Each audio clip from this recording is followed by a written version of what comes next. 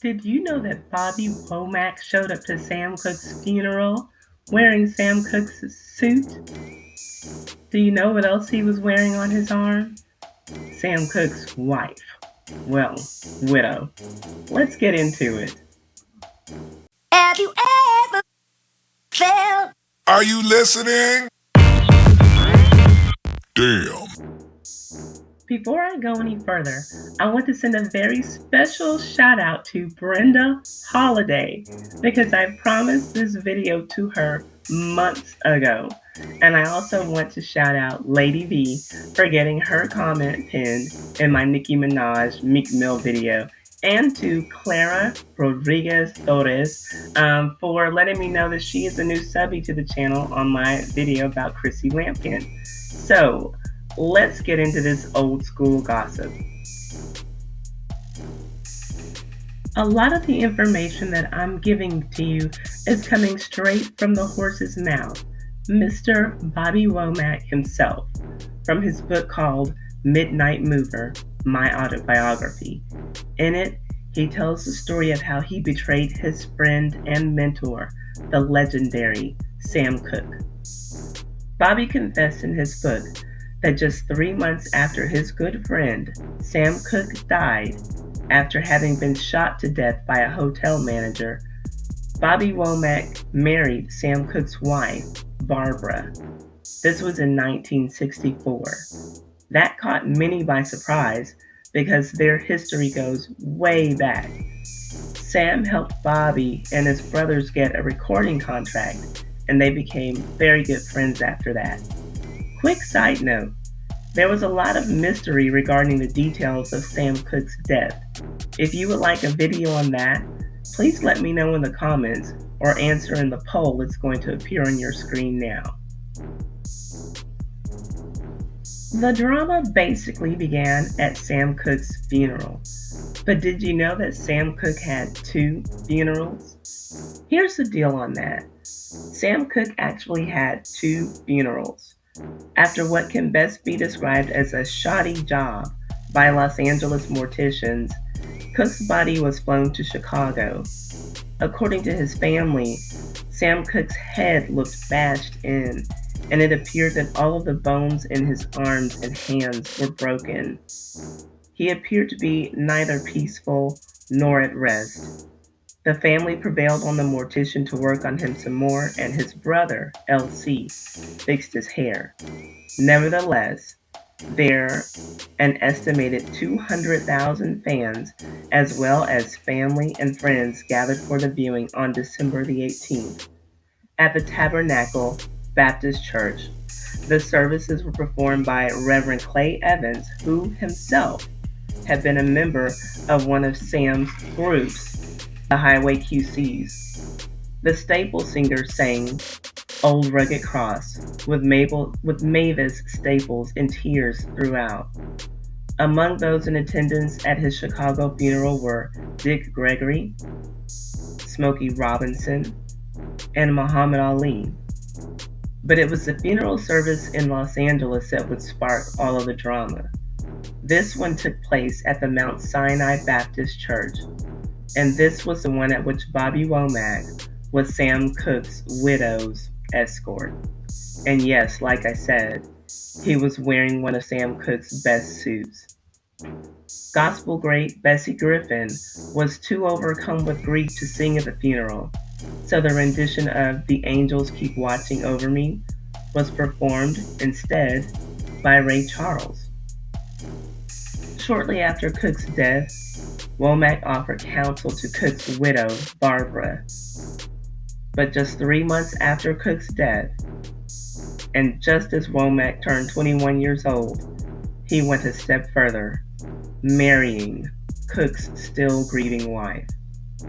He claimed that she turned onto him for a shoulder to lean on at that time, so he went for it. That caused a myriad of problems for Bobby Womack back then. Black radio reportedly abandoned him by not playing any of his music for a long while. Then his own family abandoned him. According to Bobby, quote, "My brothers were reluctant to be around me. They knew the threats that were out there against me for marrying Barbara, Sam Cooke's widow. They didn't know what to do, but without them, I was totally alone, all by myself. And because my mother and father had been against the marriage to Barbara, there was no family in my corner. Sam's brothers beat him up in Chicago and wanted to kill him. Bobby Womack admits in his autobiography, Midnight Mover, that Sam Cooke's family had a real problem with him marrying Sam's widow, Barbara, especially Sam's brother, Charlie. He told Womack shortly after the marriage, quote, "Man, anybody else could have married Sam's wife, but you, Sam loved you, man. If you ever come to Chicago," the threat was left hanging in the air, but I knew what that meant. That's a quote from Bobby Womack's book. I figured if Charlie was going to do something, I wanted to get it over with and done. Barbara and I flew to Chicago. We checked into the Roberts Motel, and I called Charlie. I told him, "I'm here. We're in 2112. In the motel room, Barbara busied herself loading bullets into a pistol. Barbara had a mean streak in her. Charlie showed up with his two brothers, David and Elsie. I opened the door, and Charlie punched me. He beat me so bad, my whole head swelled up like a melon. My teeth came through my lip. He beat me unconscious. He even broke my jaw. Barbara came out of the bathroom screaming. She made a grab for the gun. She pointed it and pulled the trigger. It just clicked. I had removed the bullets while she was in the bathroom, before our guests arrived. Charlie and his brothers left. The cops were called. When they arrived and saw my condition, they said Charlie would do time. They arrested him later that evening, but I declined to press charges. He was released, and Barbara and I went on with our lives.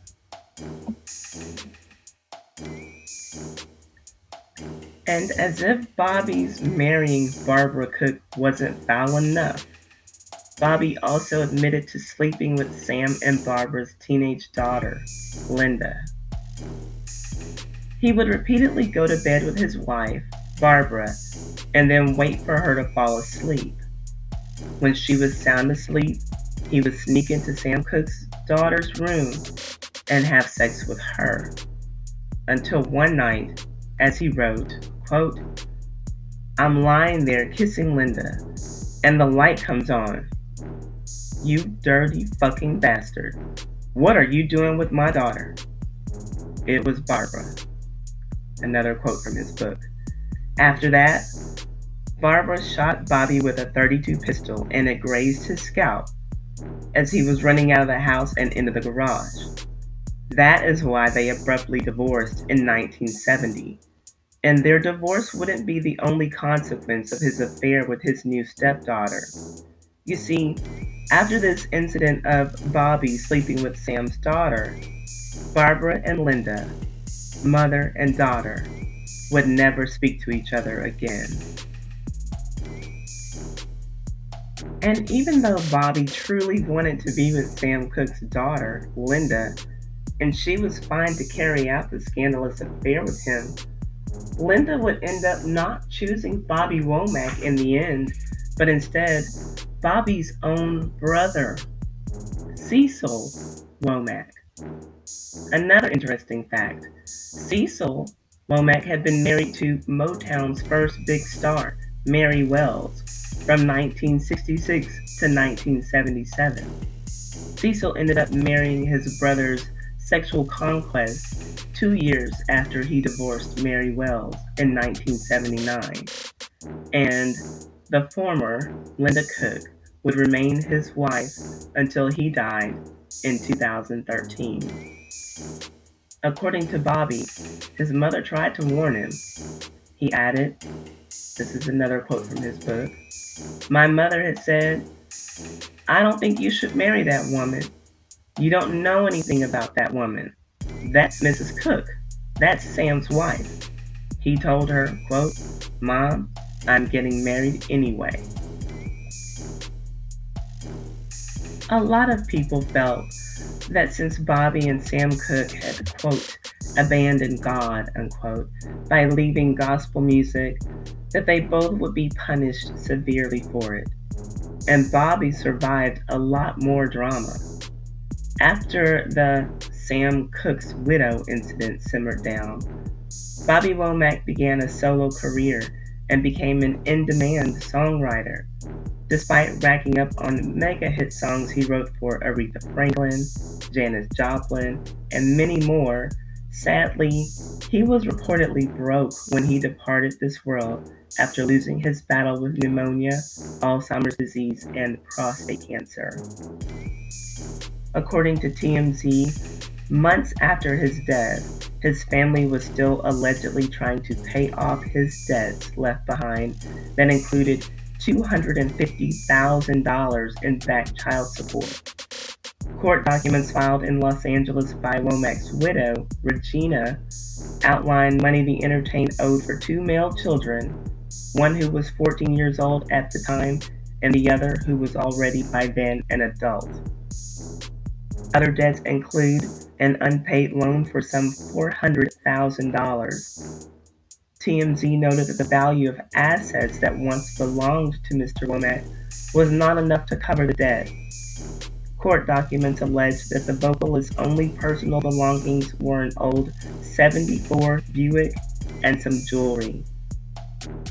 Their value totaled about $7,250. The amount Womack had in a cash reserve amounted to about $52,000. I think that it's safe to say that Bobby Womack's life is clearly a message of what not to do, at least at some points. I think it's sad to see music legends like him, who have given us some phenomenal bodies of work, be dead broke at the end of their journey on this earth, with nothing to leave to their loved ones. Some may say that is deservingly bad karma for Bobby Womack after having married his friend's wife, and others may say that it's simply unfair. In the comments, please tell me what you think. Was dying broke and sick his karma, or was life unkind to him in the end? Regardless of whether it's bad karma or not, there's no denying that soul and blues music wouldn't have been the same without his hits like If You Think You're Lonely Now, or I Wish He Didn't Trust Me So Much. If I weren't hoarse, I would try to sing that for y'all.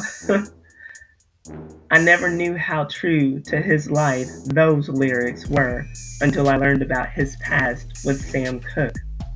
Well, that's it for this particular video. Thank you so much for tuning in to the Ty Said What Ty Said channel for this video. If you like it, please give it a thumbs up. Please leave a comment. Please share on all of your social media platforms, especially your Facebook. That really helps me a lot. And please subscribe so that we can talk about this kind of stuff and more. And I'll see you on the next video. Thanks so much. Bye-bye.